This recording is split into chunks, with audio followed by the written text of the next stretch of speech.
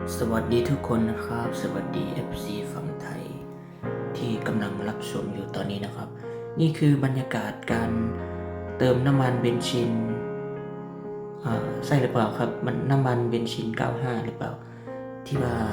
ใส่รถยนต์นะที่บ้านผมนี่เรียกแอดซังเดอร์บ้านอยู่สปปลาวตัวนี้อยู่ภาคเหนือของสปปลาวแขวงไซสมบูรณ์เด้อมาเบิ่งบรรยากาศตัวนี้เป็นการเรียนแถวจับแถวเติมน้ำมันใส่ภาชนะเด้อตัวนี้เด้อคนหลายแหงขนาดมาแต่เช้าเลยนี่มาแต่เช้าเลยคนยังหลายสำนี้ฝั่งนั้นจะเป็นรถจักรเนาะอยู่บ้านรถจักรเติมเรียนคิวมาฝากนี้เนาะเป็นรถจักรหัวใจจะมีอันเดียวเด้อที่จริงมี2 อันแต่ว่าตัวฝากนั้นนะมันเพแล้วมีแต่หัวใจเดียวเปลี่ยนกันซื่อสลับกันใส่รถจักร 4-5 คันแล้วก็สลับไปใส่ภาชนะเบื้องนั้น 4-5 ตุกสินะเปลี่ยนกันตอนนี้ประมาณ8 โมงปลายเด้อตอนถ่ายคลิปนี้ประมาณ8 โมงปลายแดดก็กำลังออกกำลังฮ้อนละเริ่มฮ้อนละยูพี่หันเปิดปั๊มน้ำมันนี่ประมาณอาทิตย์1 ต่อ 1 ครั้งเท่านั้นเนาะมันจะมีอยู่2 ปั๊มเนาะปั๊มน้ำมันอยู่นี่ตัวนี้เป็นของรัฐปั๊มของรัฐเลยของรัฐบาลเรานี่บรรยากาศตอนนี้ก็คือเราได้ใ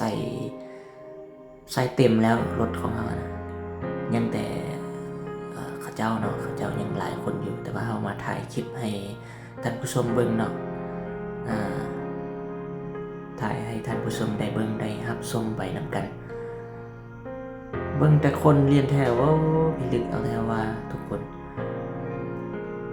ปั๊มไซสนะเนาะตัวนี้ปั๊มไซสนะราคาน้ำมันนี่ตกอยู่ประมาณลิตรละ 41,000 บาทดิยามนี้อันนี้คือรถค่อยเองเนาะใส่น้ำมันใส่แสนกีบยังบ่เต็มถัง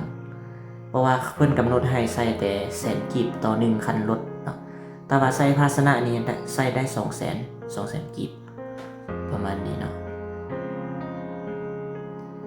คนก็กำลังลังเข้ามาหลายแห่งนะเบิ่งแต่เขาเจ้ามันต่อแถวเนาะต่อแถวเป็นเบิ่งเริ่มฮ้อนละประมาณ9 โมงแล้วตอนนี้9 โมงเบิ่งรถจักรก็หลังเข้ามาเรื่อย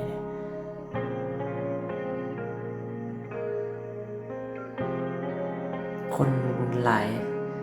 เดี๋ยวคลิปหน้าละสิถ่ายอันวิดีโอยาวให้เบิ่งเลยเนาะตัวนี้โอเคละสำนี้นะไปแล้วทุกคนบ๊ายบายมื้อหน้าเด้อ